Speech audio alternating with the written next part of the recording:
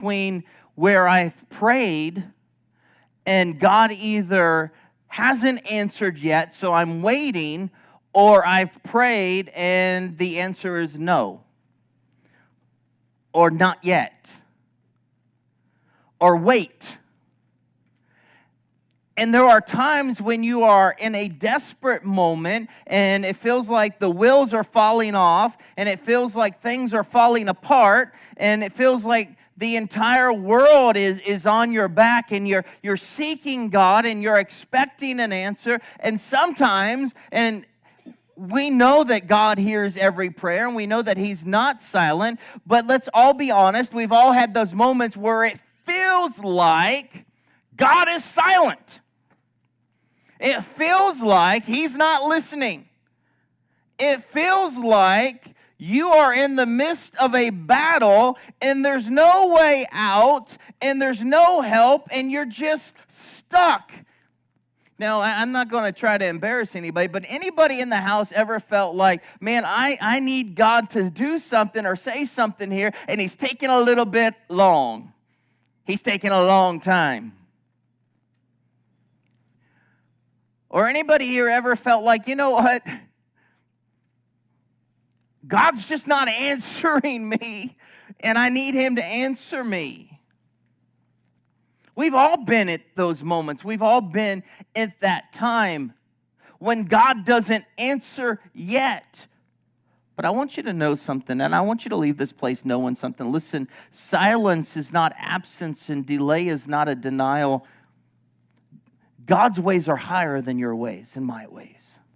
He sees things we don't see. He knows things we don't know. And He's working in ways we'll never understand. You see, the greatest thing about serving God is we get the opportunity to rest in the arms of not only a living Savior, but an all-knowing and all-powerful and mighty God who loves us enough to give His life for us. You guys fell asleep after camp. They had 6-hour services a week. I'm telling you, listen, God's still there. He's still working. He's still moving.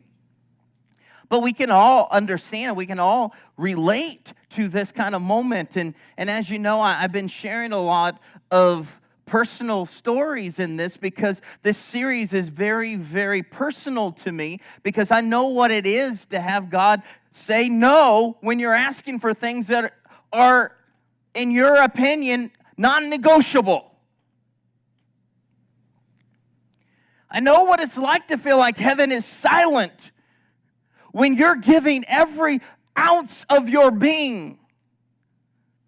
And it makes no logical sense. I know I've told you the story before, but my wife and I were pastoring in Meridian, Mississippi, and our son Ethan was having a heart cath, a simple, just normal heart cath, the same heart cath that his sister Emily had multiple times in Birmingham, Alabama.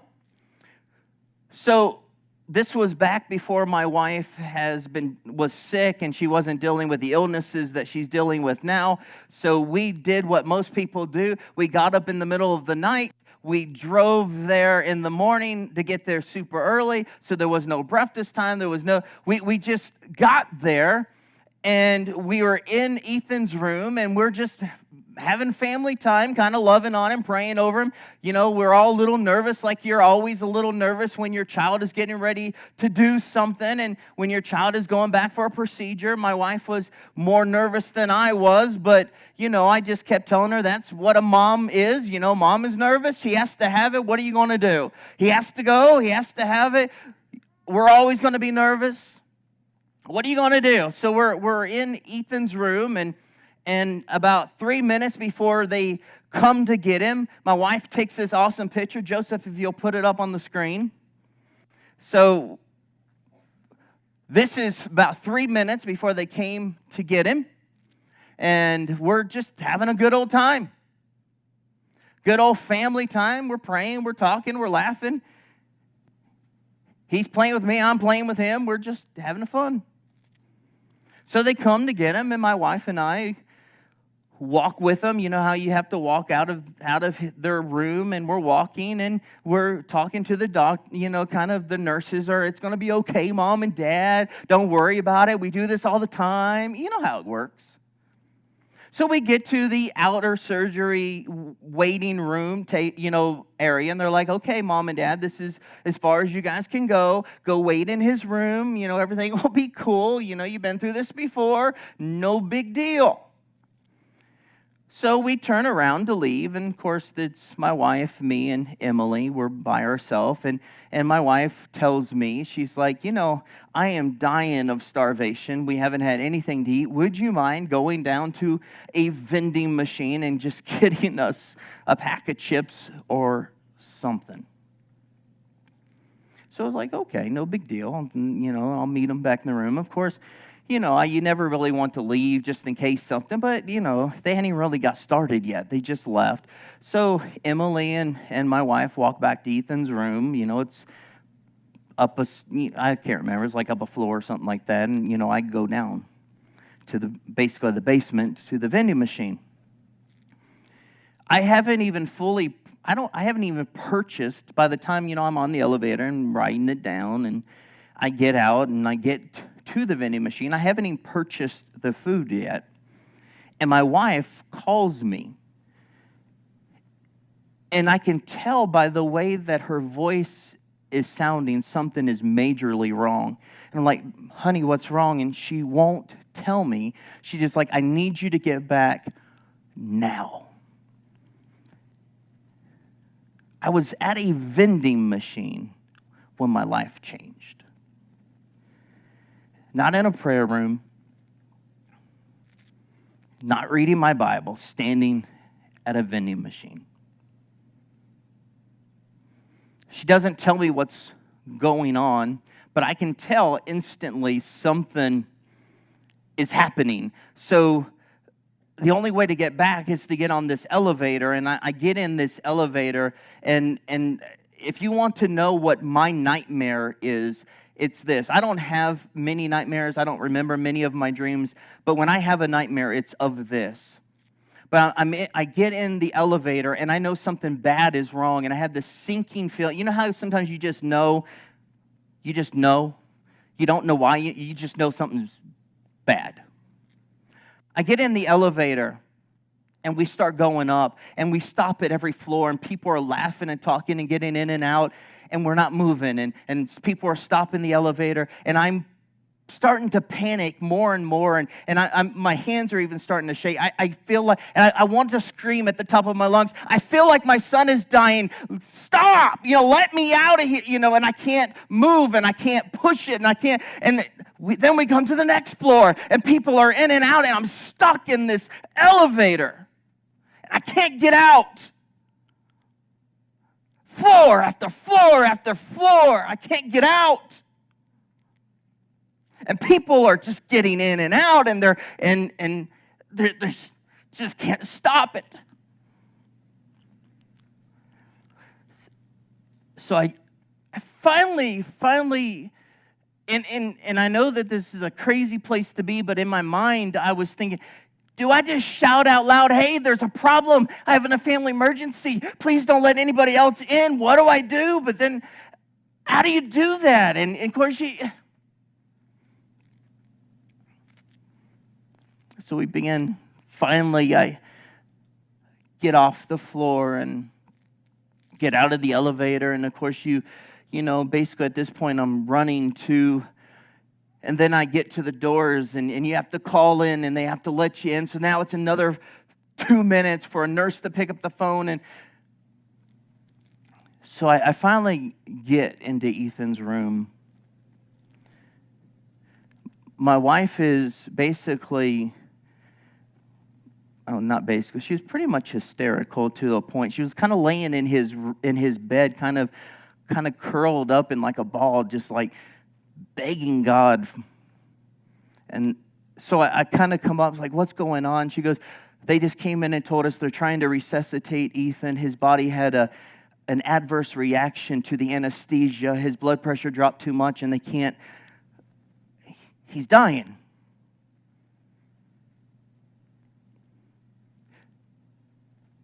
So the only thing I know to do, the only thing, I can't resuscitate him.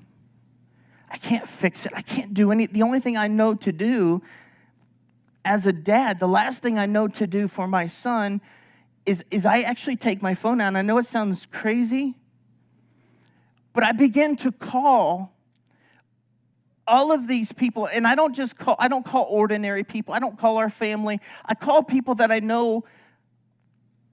Well, just to be honest, I call superintendents, people that I looked at as spiritual giants that I knew how to pray. Because my mind is, if I get enough people praying, if I get the right people that know God, that is powerful prayer warriors, God will heal my son. So I start calling. Even to the point of, not annoyance, but my wife didn't really understand that, and she was like, it was, that's all I could do at the moment.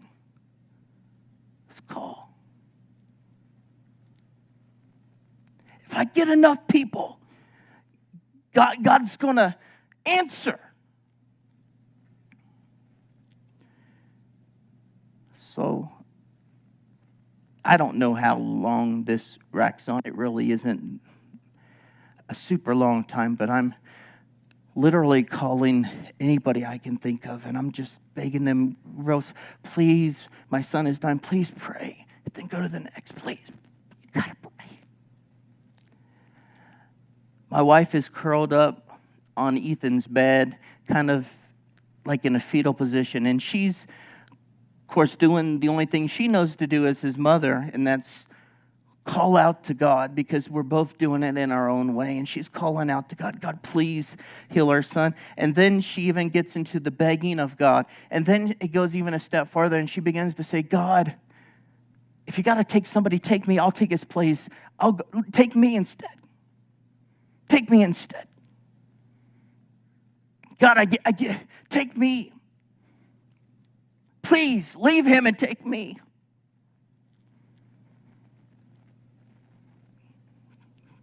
I mean, like, when you're into that moment and you're like, your body like shakes when you like breathe in and you're so desperate.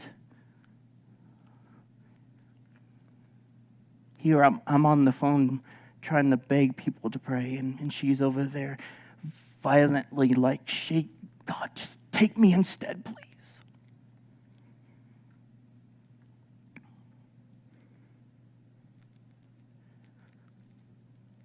Take me.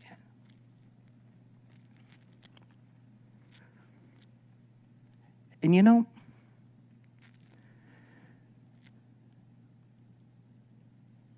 at that moment, even though we know that it's not true, but at that moment, it felt like heaven was silent. It felt like we were alone.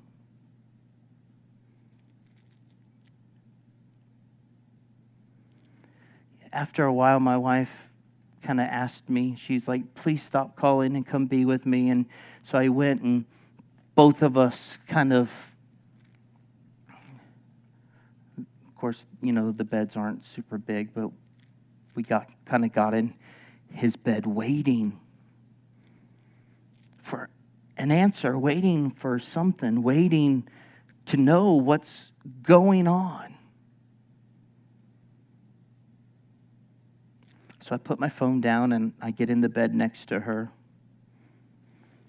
And as we're waiting, someone comes into the room, and you can tell by their face as they walked in. Actually, it was his actual surgeon, my children's cardiologist, Dr. McMahon, an amazing man. He did Emily's heart procedure, and he was their cardiologist, and you could just read it on his face. Ethan was actually his second patient that passed away his whole career. And he tells us, I'm so sorry, there's nothing we can do. He's gone. Nothing. But I knew that if I had the right people praying, I knew that God would answer and heal. I knew. And I kind of have, thought about this room multiple times. Actually, that's a lie. I've thought about this room millions of times since that day. Where two parents, both doing everything they knew to do. My wife on her knees before God, begging, pleading, and even offering her own self up as a offering. Me on my phone rallying every praying leader I knew, because both of us doing the only thing left available that we knew we can do. And heaven was quiet, not absent, not indifferent, not unaware, but quiet. And that's what I want to talk about today, because I know everyone in this room has had those moments where you're in the midst of it, between that moment that you're praying and the moment that the answer comes. Or sometimes the answer is not what you expected. Or sometimes the answer feels like He's not even listening. What do you do in the midst of that? Because we can sit here and pretend that those moments don't happen. But everyone in this room knows that's a lie. They do. We can explain it away, we can make excuses, and we can act all spiritual if we want to, and act like none of us will ever have those moments. But everyone in this room can sit here and say, I've had those moments where I am pouring everything out, and it feels like heaven's silent. Or it feels like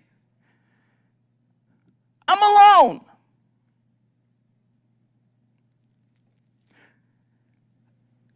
We all know that moment. That moment of crisis. But I want to go a step farther today. I don't want to talk about the crisis moment or the fresh wound moment. But I want to talk about that space, that agonizing space between prayer and that what goes up and before the answer comes back down. Between the cry and the response. Between the need and the provision. I don't want to talk about that desperate, horrible moment. We all know those happen. But I'm talking about those moments where you're waiting between the prayer and the response, the need and the provision, the brokenness and the healing. Grief moments, the sad moments, the moments that there's no explanation for, the moments where no matter how much you try to come up with something, you don't have an answer. Those moments where it feels like all hope is lost. And listen, I trust my God with everything, and I've told my wife this on more and more occasions, on over and over occasions. I've trusted Him since we were a kid, and we're not going to stop now. We're going to trust Him all the way through. But there are moments when you bury your child in the ground that your heart between the answer and the prayer and the need, the long middle, wears you out. And you don't have an explanation always to give. And people all the time come to me and they're like, Pastor, why did God allow my child or my husband or my wife or this accident? Why did God allow them to die? And I don't always have an answer for that. And everybody's always expecting because they think that there's always an A plus B equals C, and it's not always the case. Sometimes we have a direct answer. And sometimes it comes down to the fact that we live in a fallen world and bad things happen to good people. We know that part. And then sometimes it comes down to the fact that we don't like to talk about, but it is the truth. And the Bible tells us very clearly that sometimes God's ways are higher than my ways, and I'm on this side of heaven. I'm not going to understand everything He does. And we don't like that place because we like everything. If it's going to be a faith issue, it has to be wrapped up with a bow, or something might be wrong with my faith. No, listen, if I served a God that was so small that I could put Him in a box and wrap Him in a bow, He's not really God.